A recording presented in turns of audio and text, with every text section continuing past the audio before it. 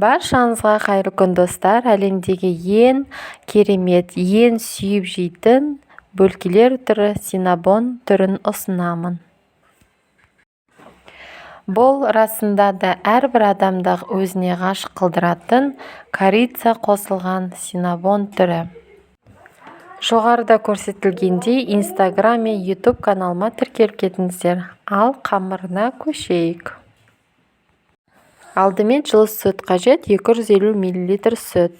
Үстіне ерітілген май 80 мл. Одан кейін бір ас қасық дрожж жақсылап араластырып аламыз. Үстіне қант қосамыз. Яғни қантымыз 140 грамм болу керек. Қантымыз еріп болғаннан кейін үстіне бір ас қасық тұз саламыз. Оны да жақсылап араластырамыз, ертіп аламыз. Оның үстіне бір жұмыртқаны жарып саламыз. Жақсылап араластырып алғаннан кейін өзіміздің жаңағы ұнымыз июі қанып, июіне келгенше ұнымызды қосамыз. Яғни 650 граммдай ұн қажет. Оны көз мөлшермен де өлшесек те болады. Яғни қолға жабыспайтындай өте жұмсақ қамыр илеп шығамыз. Егер ұнымызды илектен өткізіп алсақ, ол өте әдемі болып пышный дейді, воздушный болып прям көтеріліп шыға келеді. Сол себепті илектен өткізіп алғанымыз жөн. Және бірінші алдымен осында қасықпен немесе арнайы қасықпен илеп аламыз да, одан кейін қолмен жақсылап тұрып, илеп, июін қандырып қойып қоямыз. Бетін салфамен жабамыз. Және де үйде таза орамалмен орап, жылы жерге қойып қоямыз 1,5-2 сағатқа. Июіміз қанып болғаннан кейін, нанымыз көтерілгеннен кейін қамырымызды аламыз да, жай ғана осылай 2-3 рет қана жаямыз да, 4 бұрыш, яғни квадрат дейді, квадрат формасын шығарып аламыз. Бізге 4 бұрыш квадрат формасы қажет, әдемі болып шығу үшін. 1 сантиметр қылып шығарамыз. Яғни осылай 1 сантиметр қыламыз да, жайып аламыз. Арнайы 1 сантиметрдей көлемінде квадрат формасын шығарып аламыз.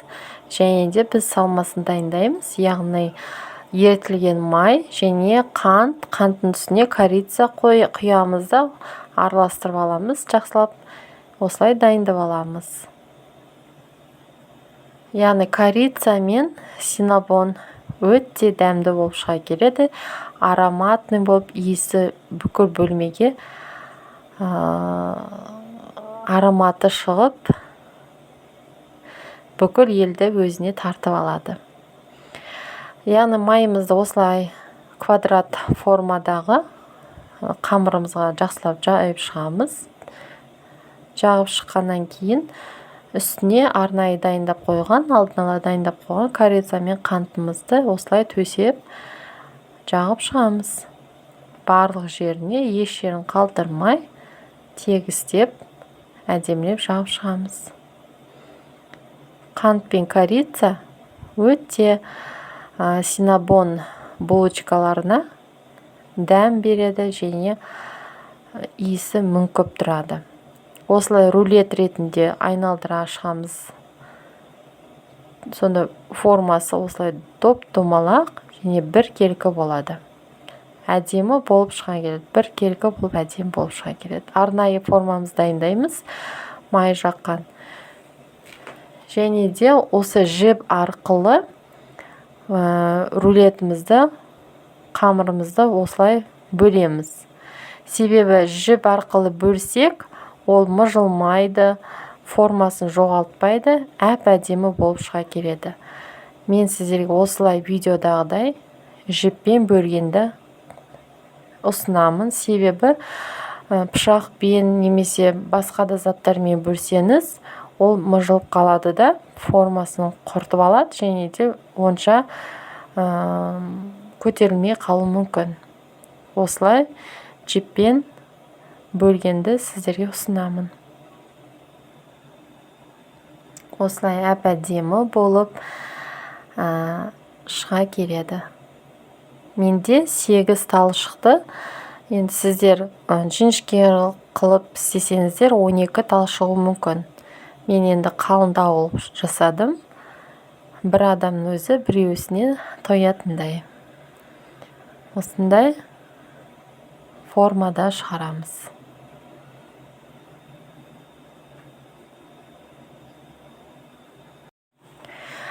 Арнайы алдын ала ысытылған пешке, 180 градусқа ысытылған пешке 10 минуттай қойып қоямыз, көтерілгенін күтеміз, пешті өшіреміз.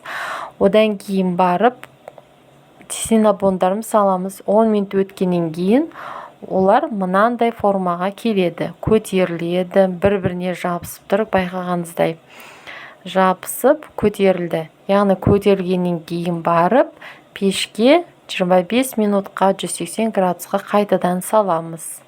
Олар осылайша көтеріліп, әп-әдемі болып, тәп-тәтті болып шыға келеді. Енді 25 минут аралығын өткенше біз помадкасын дайындаймыз. Яғни синабонның үстіне жағатын помадка. Творожный сыр және май және сахарный пудра үшеуін араластырамыз. Енді әркім өз еркі бойынша араластырады, өзінің қалауы бойынша. Бұның орнына помадкаға, яғни қаймақпен сахарный пудраны араластырсаңыздар болады. Әркім өз еркі бойынша. Мен описанияда қалдырып кетем. Осылай пісті, міне пештен шықты, әдем болып көтеріліп, жұп-жұмсақ болып шыға келді. Енді помадкаларымызды жағамыз. Жаққан сәтте байқағаныңыздай синабондарымыз өте жұмсақ, былқылдап тұр. Тәтті, воздушный, пышный дейді, как пух, солай шыға келді. Помадкаларымызды әрқайсына үлестіріп, ыстық күйінде жап шығамыз. Яғни біздің синабондарымыз пештен шыға сала, осылай жағып шығамыз. Сонда біздің помадкамыз еріп, синабонның ішіне дейін сіңіп кетеді. Сонда өте дәмді, өте тәтті болып шығады. Астарыңыз дәмді болсын. Менің каналыма тіркелмесеңіздер тіркеліп кетіңіздер, себебі ерекше рецепттер алда.